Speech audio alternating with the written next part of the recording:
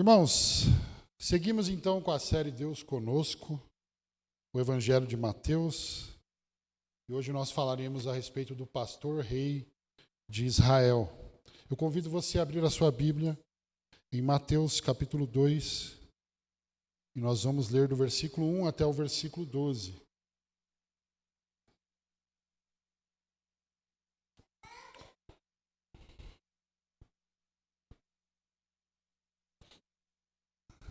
Mateus capítulo 2, e nós vamos ler do versículo 1 ao versículo 12. Assim diz a palavra do Senhor. Depois de Jesus ter nascido em Belém da Judéia, no tempo do rei Herodes, vieram alguns magos do Oriente a Jerusalém, perguntando: onde está o rei dos judeus recém-nascido? Vimos sua estrela no Oriente e viemos adorá-lo. Ao saber disso, o rei Herodes perturbou-se e com ele toda a Jerusalém. Depois de convocar todos os principais sacerdotes e os mestres do povo, perguntou-lhes onde deveria nascer o Cristo. Eles responderam: em Belém da Judéia, pois assim está escrito pelo profeta. E tu, Belém, terra de Judá, de modo nenhum és a menor entre as principais cidades de Judá, porque de ti sairá o guia que conduzirá o meu povo Israel. Então Herodes chamou secretamente os magos e procurou saber deles com precisão quando a estrela havia aparecido. E enviando-os a Belém, disse-lhes: ide e perguntai cuidadosamente sobre o menino. Quando o achardes, avisai-me, para que eu também vá adorá-lo. Depois de ouvirem o rei, partiram, e a estrela que tinham visto no Oriente foi adiante deles, até que parou sobre o lugar onde o menino estava. Ao verem a estrela, os magos ficaram extremamente alegres. Quando entraram na casa, viram o menino com Maria, sua mãe, e prostrando-se, o adoraram. Depois, abrindo seus tesouros, ofereceram-lhe presentes: ouro, incenso e mirra. Sendo avisados em sonho para não voltar a Herodes, regressaram para sua terra por outro caminho. Irmãos, após o nascimento de Jesus em Belém da Judéia, aconteceu algo que causou certa inquietação no coração do rei Herodes e de toda a Jerusalém. E qual foi o motivo, causa, razão ou circunstância dessa perturbação? O primeiro motivo foi o que aconteceu. Apareceram algumas pessoas na cidade de Jerusalém perguntando: onde está o rei dos judeus recém-nascido? Irmãos, quem era Herodes? Herodes era o governante, o rei governante da Judéia. Então, quando surgiu um grupo de pessoas perguntando do rei dos judeus, recém-nascido, isso certamente deixou Herodes preocupado e acendeu um alerta para ele. Esse é o primeiro motivo de perturbação.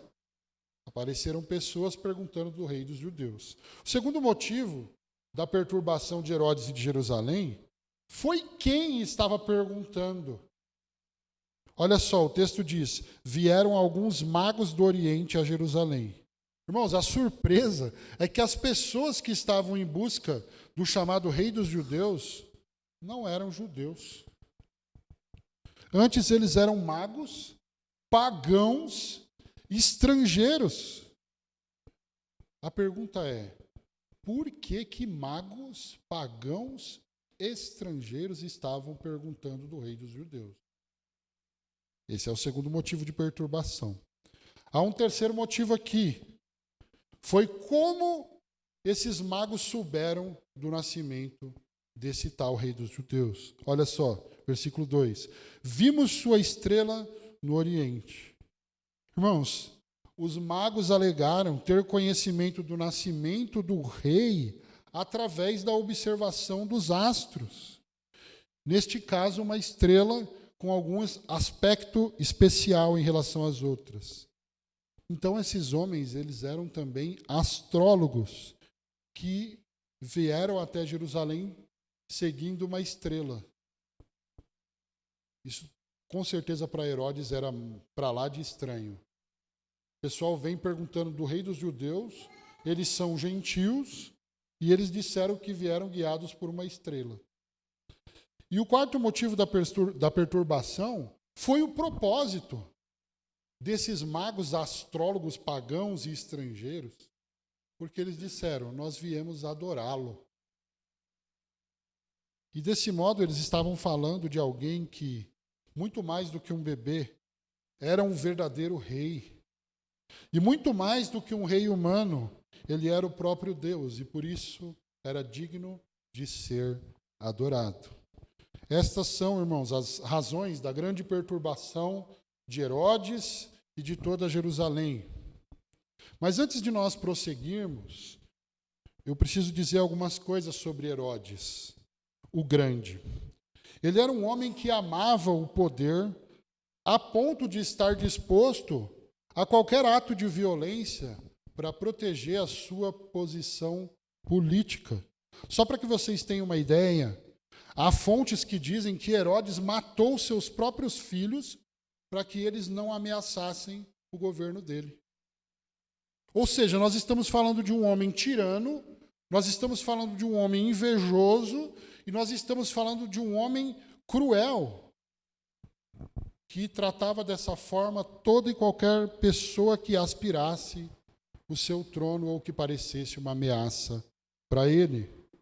Por isso, irmãos, essa conversa perturbadora dos magos, depois dessa conversa, Herodes convocou os principais dos sacerdotes e os mestres do povo para ter informação a respeito do Cristo, pois aqui provavelmente ele já tinha ouvido falar sobre a promessa feita por meio dos profetas do Cristo e a expectativa que os judeus tinham a respeito da chegada desse Cristo. Então Herodes chama esses mestres judeus, ele chama os universitários para dar uma ajudinha e pergunta, onde deveria nascer o Cristo? A resposta está nos versículos 5 e 6, olha só. Eles responderam, em Belém da Judéia, pois assim está escrito pelo profeta, e tu, Belém, terra de Judá, de modo nenhum és a menor entre as principais cidades de Judá, porque de ti sairá o guia que conduzirá o meu povo Israel. O profeta que está sendo citado aqui pelos principais sacerdotes é o Miqueias, no seu livro, capítulo 5, versículo 2. É ali que está registrada essa profecia. A essa altura, eu imagino que Herodes estava ainda mais perturbado, porque a profecia dizia que de Belém viria o guia que apacentaria o povo de Israel. O que é o guia? O pastor. E porque a profecia dizia que de Belém viria aquele que reinaria sobre Israel, o pastor e rei. E daquele momento em diante, então, Herodes, que já tinha matado os seus filhos, ele tinha matado parentes, ele tinha matado membros da corte para preservar o seu reinado, pelo menos algumas fontes nos dão essas informações. Certamente ele estava disposto agora a matar, fazer de tudo para que o bebê Jesus Cristo fosse morto. Porque Herodes já entendeu, esse bebê que estão dizendo que nasceu, ele é o pastor e rei de Israel. Só que ele tem um entendimento errado a respeito desse reino. Ele pensa que esse reino é para ameaçar o reino dele. Mas, na realidade, como nós já vimos nos evangelhos, Jesus diz, o meu reino não é deste mundo. Herodes está pensando num reino político, mas o reino de Jesus ele é muito mais abrangente do que qualquer reino político sob determinada faixa territorial. O reino de Jesus é o reino que, no final, será reconhecido por todos. Estejam essas pessoas no céu ou no inferno. Todos um dia reconhecerão Cristo como rei, gostando ou não, querendo ou não, do lado de cima ou do lado de baixo. Irmãos, por isso, Herodes não fez, ele não fez somente todas as perguntas possíveis para os principais sacerdotes de Jerusalém, como ele também fez todas as perguntas possíveis aos magos a respeito desse negócio da estrela, como foi. E aí então, o versículo 8 vai mostrar que Herodes, ele diz o seguinte, ele fala, olha, faz o seguinte, vocês vão para Belém, então, vocês encontram esse menino, e depois que vocês o encontrarem, voltem aqui e me digam onde ele está, porque eu também quero adorá-lo. Olha só o Herodes. Eu quero adorá-lo também.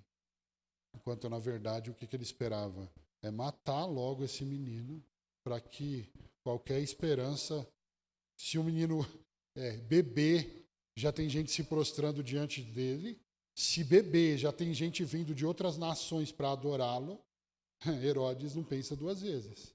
Ele se finge, é devoto e fala, olha, eu quero adorá-lo. Mas, na verdade, ele quer matá-lo. Irmãos, logo então os magos partiram e eles continuaram seguindo aquela estrela até Belém. E aí o texto diz que a estrela parou em cima da casa onde o menino estava. E aí vem a cena do versículo 11. Olha só. Quando entraram na casa, viram o menino com Maria, sua mãe, e prostrando-se o adoraram. Depois, abrindo seus tesouros, ofereceram-lhe presentes, ouro, incenso e mirra. Irmãos, os magos olharam para aquele pequeno menino no colo da mãe e viram nele o grande Deus. E então eles se dobraram diante dele. Imagina só, Maria segurando Jesus e de repente aqueles homens, eles se dobram diante do menino e começam a adorá-lo. E aí o texto diz que depois eles abriram os seus tesouros e começaram a entregar presentes de valor. E há entre os teólogos alguns que acreditam que esses presentes têm significado. Se isso é verdade, é provável que esses magos nem entendessem exatamente esse significado. Mas para alguns, os magos entregaram presentes dignos da divindade, no caso do incenso, da realeza, no caso do ouro, e da humanidade e a futura morte de Jesus, no caso da mirra. Para outros teólogos, irmãos, os presentes eles estariam ligados ao tríplice ofício de Jesus, que nós já falamos sobre isso hoje. Qual é? Qual é o tríplice ofício de Jesus? Profeta, sacerdote e rei. Então, nesse caso, o ouro seria correspondente ao rei, à realeza. O incenso seria correspondente ao sacerdote, ao sacerdócio. E a mirra seria correspondente ao profeta, ao profetismo. Irmãos, a verdade é que, independentemente do significado desses três presentes, isso não muda o fato daquilo que a Bíblia afirma. Jesus é o Rei dos Reis. Jesus é o sacerdote dos sacerdotes. E Jesus é o profeta dos profetas. E o texto deixa claro que ele é o pastor e rei de Israel. E aqui a gente percebe que Mateus ele continua com o seu grande objetivo de apresentar Jesus como o Messias prometido. Na genealogia de Jesus, ele apresenta principalmente a humanidade de Jesus. No nascimento de Jesus, ele apresenta principalmente a divindade de Jesus. E nessa passagem agora, ele apresenta Jesus como pastor e rei de Israel.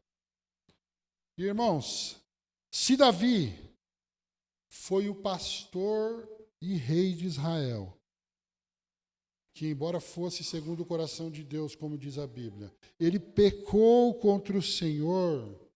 Jesus está sendo apresentado a nós agora como o verdadeiro, o real, o maior e o melhor Davi.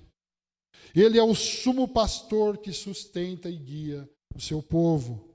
E ele também é o rei que governa a vida do seu povo.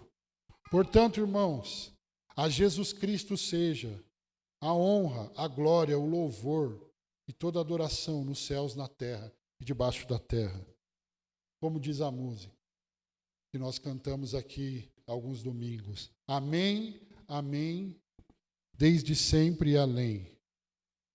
Toda a glória na história é de Cristo. Amém.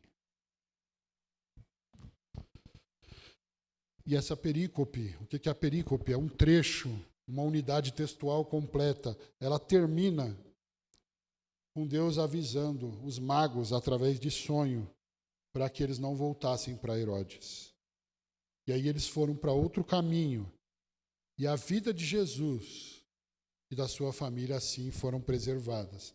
Na semana que vem, a gente vai falar mais a respeito da providência de Deus ao livrar o menino Jesus das mãos de Herodes.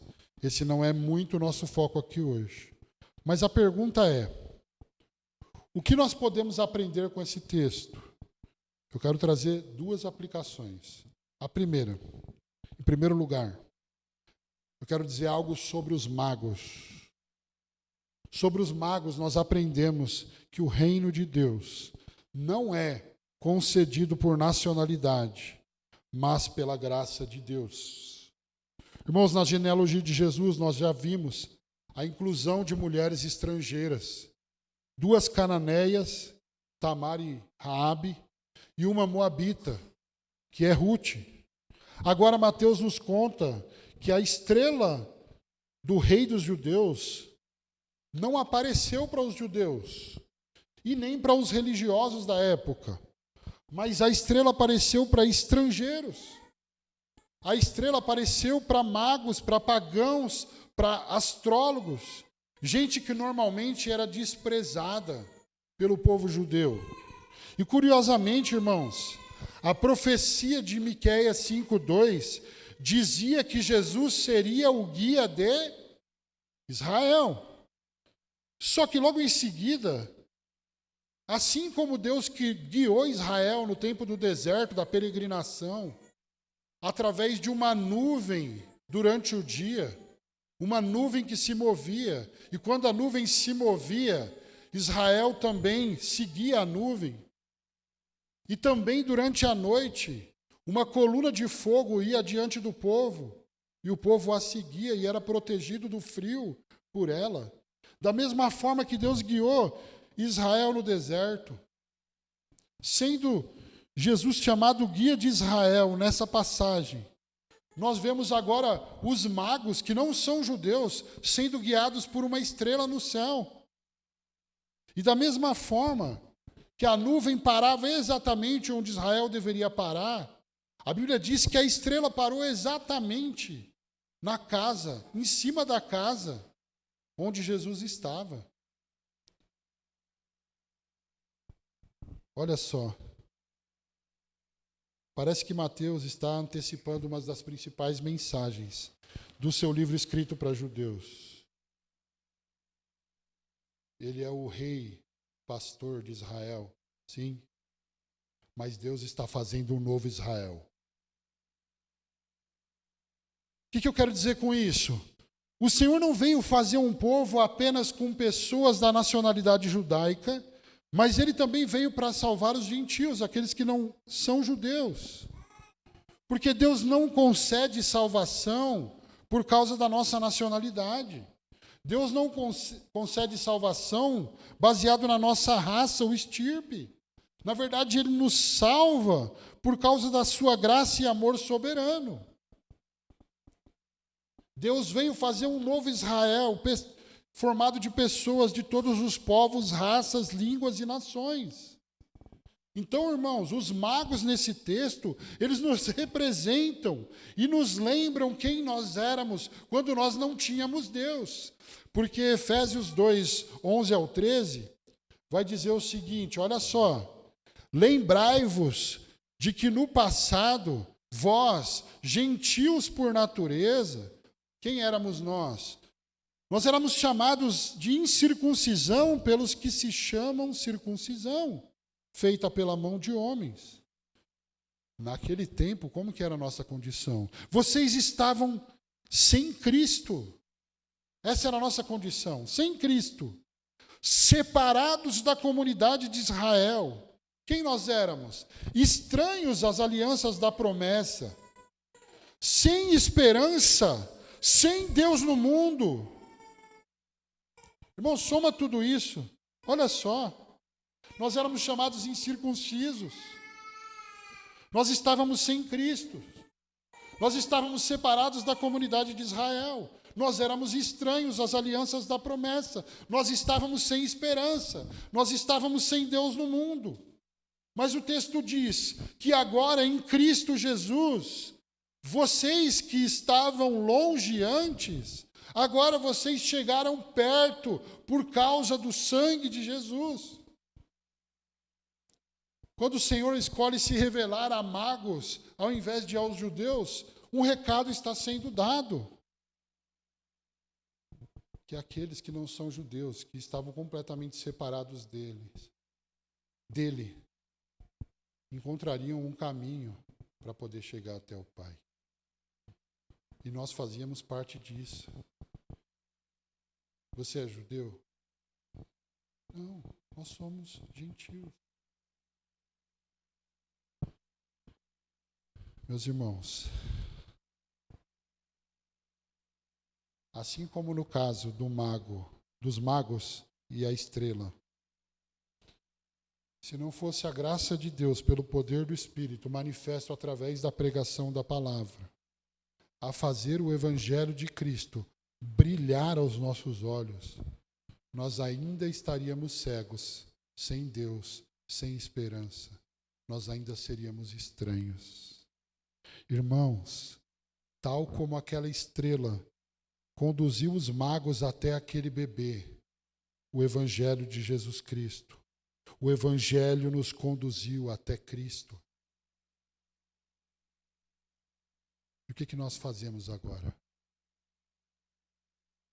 Que não somos mais estranhos às alianças da promessa. Que não estamos mais sem esperança. Que não estamos mais perdidos. Agora nós o amamos. Nós amamos o Senhor e o Evangelho da graça de Deus que nos alcançou. O que nós fazemos agora? O nosso coração é tomado por gratidão. Então nós somos gratos ao Deus que nos salvou soberanamente. O que nós fazemos agora? Louvor.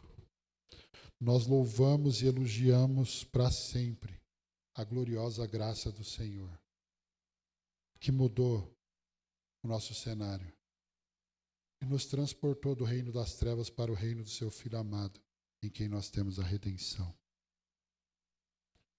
Irmãos, o que mais?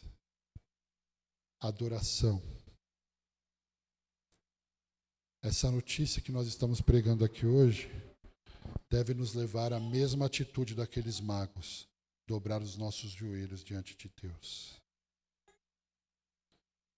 O Evangelho nos conduz exatamente à mesma atitude dos magos, porque Ele nos aceitou em Cristo Jesus. Nós nos dobramos diante dEle. Nós o amamos, nós somos gratos, nós o louvamos, nós o adoramos. Mas eu quero dizer para você que se o Evangelho que você diz crer não te coloca de joelhos diante de Deus, você provavelmente ainda está vivendo num falso Evangelho. Você ainda está vivendo baseado no mérito e na justiça própria.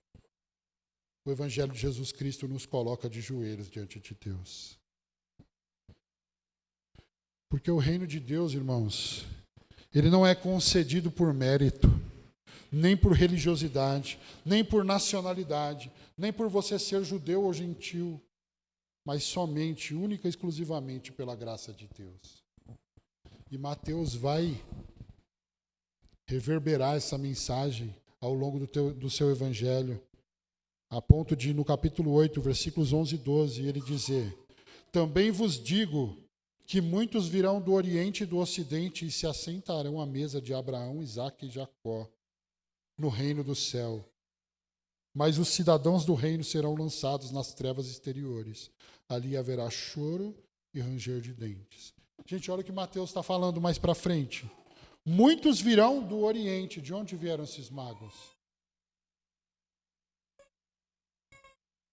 Mateus está dizendo, ei, a mesa das bodas do Cordeiro não é uma mesa para pessoas da nacionalidade judaica. A mesa das bodas do Cordeiro é, na verdade, para todo aquele que confia na pessoa e obra de Jesus Cristo. Irmãos, numa autorreflexão, quem somos nós? Quem éramos nós? Por que Deus se importaria conosco? O que há em nós para que Deus olhe para nós e nos dê tudo que Ele nos deu? Mas por esse texto nós podemos ter uma certeza, todos que confiam na obra de Jesus Cristo, que no dia final, você se assentará à mesa das bodas do Cordeiro, com Abraão, Isaque e Jacó.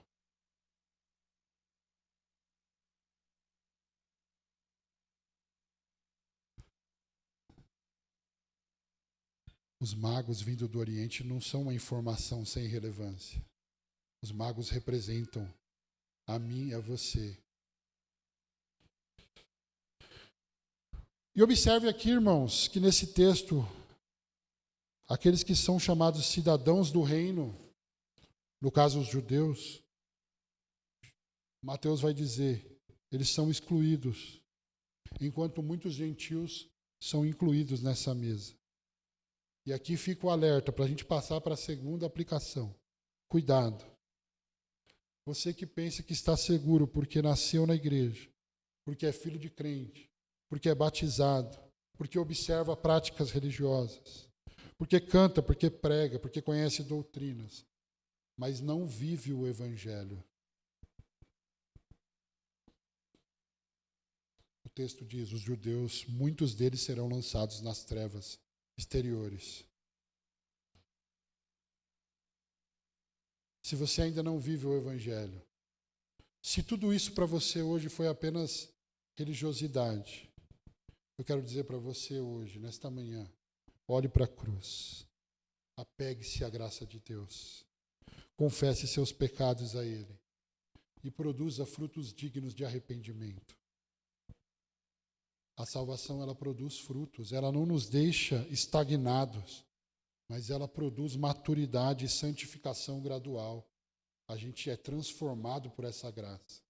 A gente é transformado pelo poder do Evangelho.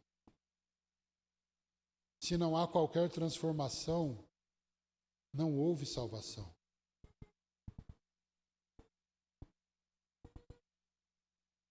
Essa é a aplicação a respeito dos magos. E eu trago a última aplicação aqui.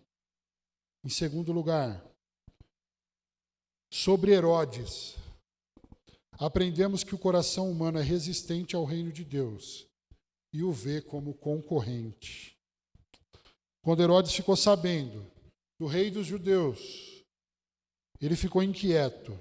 E depois ele fez de tudo para matá-lo. Nós veremos na semana que vem que Herodes deu ordem para matar todas as crianças, pequenas, recém-nascidas. Olha a tamanha crueldade desse homem. Mas eu quero dizer para você que por causa do pecado, eu e você, nós nascemos com um coração de Herodes, que ama ser o centro do universo, que ama o poder e ama o prestígio. Irmãos, antes de o pecado entrar no mundo, havia apenas um rei. E esse rei é Deus. Mas depois da queda, nos foi apresentado um novo rei. Nós mesmos, o nosso ego. E nós passamos a servi-lo. Nós que vivíamos para a glória de Deus, nós passamos a viver para a nossa própria glória. nós demos as costas ao reino de Deus e passamos a servir ao nosso próprio reino. E nós abandonamos a vontade de Deus e passamos a trabalhar e viver para a nossa própria vontade, para os nossos próprios desejos. Nós esquecemos do rei e assumimos o trono. E ao seguirmos o nosso próprio caminho, nós resistimos o governo de Deus, nós resistimos a sua lei, nós resistimos a sua palavra, nós resistimos os seus mandamentos. Porque no fundo nós sabemos que nós desejamos o pecado, que há prazer de recompensa no pecado, recompensas passageiras que nós amamos.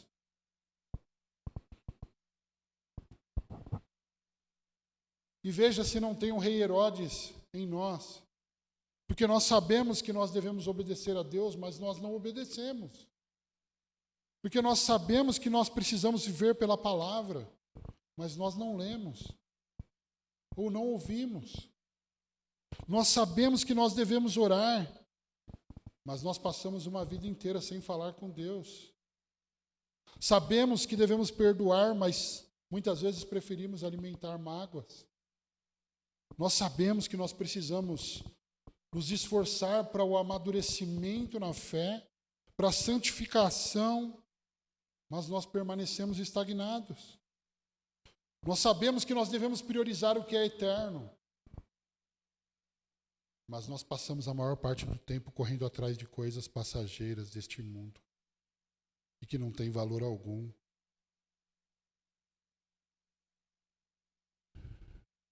Nós desejamos fazer o bem, mas o mal está sempre diante de nós. Nós queremos evitar o mal, mas não conseguimos. Essa é a nossa miséria. Porque no final das contas nós queremos servir o pequeno Herodes que existe dentro de nós. Nós queremos fazer a nossa vontade. Nós queremos viver para nós mesmos. A verdade é essa. Mas, irmãos, tudo isso porque, diz o pastor Timothy Keller, no centro de todo o coração humano há um impulso que diz: ninguém fala para mim o que eu devo fazer. O pequeno Herodes que há no nosso coração pecaminoso, ele resiste ser contrariado, ele resiste ser confrontado, ele resiste ter concorrentes. Ele está sempre inflado, cheio de justiça própria, ouvindo sempre a verdade, mas não sendo transformado por ela, resistindo à voz de Deus, resistindo à palavra de Deus. Esse pequeno Herodes que há em nós, ele faz de tudo para que todas as coisas orbitem em torno de nós. E aí esse pequeno Herodes mente para a gente, porque ele diz para nós que nós somos mais importantes do que nós somos. E aí nós começamos a interpretar todas as situações e coisas em torno de nós mesmos. Qualquer coisa que as pessoas façam ou falem, a gente começa a falar: não, falou porque era para mim, fez porque era para me atingir. A gente se dá uma importância tão grande. Porque a gente, na verdade, nós não gostamos nem por um minuto de pensar que pode existir outro rei nas nossas vidas. Nós queremos ter esse controle. Mas, irmãos, eu vim dizer para vocês aqui hoje que o reino de Cristo veio para romper com o domínio do pecado sobre as nossas vidas. Jesus veio, sim, para destronar o Herodes que há em nós, para destronar esse rei que é o nosso ego, que é a nossa própria vontade, que é o nosso próprio reino, que são os nossos desejos maus, que nós escolhemos seguir ao invés da vontade de Deus revelada na palavra. Irmãos, ele veio, Jesus, para nos dar um novo coração, que cada vez mais, pelo Espírito de Deus, é capacitado a se submeter a Deus. E por isso, mais uma vez, cuidado, você que está vivendo na prática constante e deliberada do pecado. Esse é um indício de que você ainda é escravo do pecado. Aquele que vive no pecado deliberadamente, sem arrependimento, ele não deve ter qualquer confiança de que tenha sido salvo. Não deve. Porque a semente de Deus permanece naqueles que foram salvos, de forma que eles não vivem mais dominados pelo pecado. O reino de Cristo veio para romper com esse domínio nas nossas vidas. Se nós ainda somos controlados pelas nossas paixões, então esse domínio ainda não foi rompido. Irmãos, isso é muito sério, porque Hebreus diz que se nós continuarmos praticando voluntariamente o pecado, depois de termos recebido o conhecimento da verdade, diz o texto, já não resta mais sacrifício pelos pecados, mas apenas uma expectativa terrível do ardor do fogo. E é por isso, exatamente por isso, que eu digo para mim e para você hoje. Voltemos, volte-se para a graça de Deus em arrependimento. Abandone o pecado hoje e confie na pessoa e obra de Jesus, para que o seu coração pare de concorrer com o reino e a vontade de Deus revelada na palavra. Você quer que Jesus seja o rei da sua vida? A primeira coisa que ele te diz é: então negue-se a si mesmo. Herodes precisa morrer. Não é Jesus que precisa morrer, é Herodes que precisa morrer. Negue-se a si mesmo. É claro, irmãos, que ainda haverá uma luta nas nossas vidas até a consumação dos séculos. Mesmo sendo convertido, essa negação de si mesmo será uma luta diária para mim e para você. Mas nós não podemos brincar nessa guerra. Nós precisamos nos munir da armadura de Deus. Nós precisamos ser cheios do poder do Espírito de Deus. Nós precisamos buscá-lo através da palavra, da oração e da comunhão todos os dias. Sabe por quê? Porque nós não temos força em nós mesmos para vencer o pecado. Nós só podemos vencer o pecado. E o domínio do pecado sobre nós só pode ser rompido pelo poder do Evangelho. Por isso, cada oportunidade que a gente perde de ouvir o Evangelho é uma autoentrega ao fracasso espiritual. Quanto mais distantes nós vivemos desse Evangelho, mais a gente se distancia do ideal de Deus para nós, do propósito de Deus para nós. Tim Keller também diz: se você quer ser rei e aparece alguém se dizendo rei, um dos dois terá que desistir da ideia, porque só um pode ocupar o trono absoluto. A pergunta que eu quero deixar para mim e para você nesta manhã é: quem é o verdadeiro rei da sua vida? É Cristo ou é você mesmo? Você é governado pela palavra de Deus ou por seus desejos? Você tem feito a vontade de Deus ou a sua própria vontade? Eu quero ler uma música que se chama O Rei. E ela diz o seguinte: quando penso no universo, eu me sinto tão pequeno.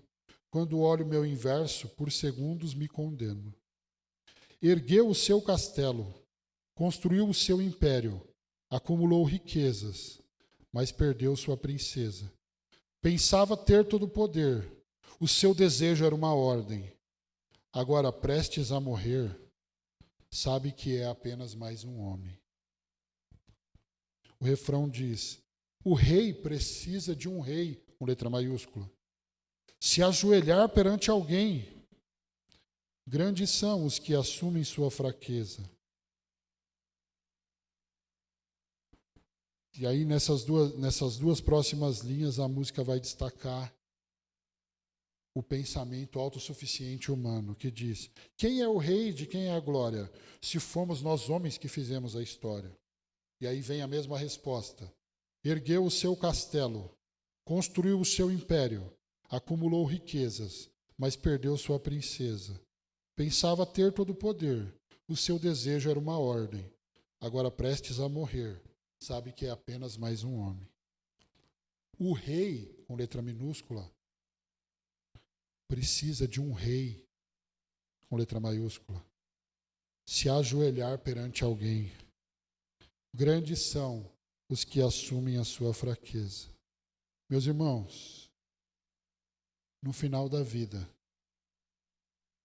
por mais que você tenha se tratado como rei durante toda a vida, por mais que você tenha escolhido viver para si mesmo,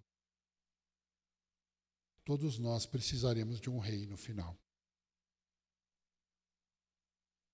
E a verdade é que todos os Herodes se prostrarão diante dele, mesmo que já condenados. Irmãos, a nossa vida vai terminar. E a gente, às vezes, a gente esquece disso completamente. A gente vive um dia após o outro, nos esquecidos de que esse corpo vai para baixo da terra. E ao invés de a gente, então, usar o nosso tempo, o melhor dele, dos nossos recursos, de tudo que nós temos e somos, para amadurecermos como cristãos, para vivermos aquilo que é eterno e importante e verdadeiro, nós passamos uma vida inteira correndo atrás de coisas deste mundo. Mas a vida vai terminar. E a pergunta mais importante é: quem está no trono?